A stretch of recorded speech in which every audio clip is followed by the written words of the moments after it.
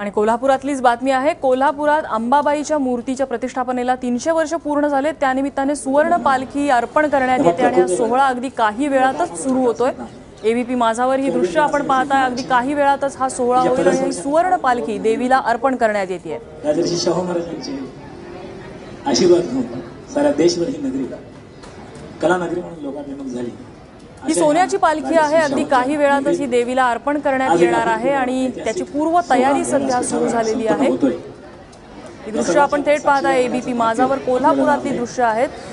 कोल्हापूरचे लाडके लोकप्रिय अंबाबाईच्या मूर्तीची प्रतिष्ठापना होऊन 300 वर्ष पूर्ण झाली आणि त्यानिमित्ताने ही सुवर्ण पालखी देवीला अर्पण करण्यात येते। वर्ष सव्वा वर्षाच्या कालावधीमध्ये कोट्यावधी रुपयांचा देशभरातून सुवर्ण पालखीच्या सोहळ्यासाठी निधी आणि साक्षात सुवर्णच तिथं संपन्न झालं आणि जगदंबेच्या दरबारामध्ये हा म्हणता कोट्यावधी रुपये संकलित झाले आणि ही पालखी उभी राहिली।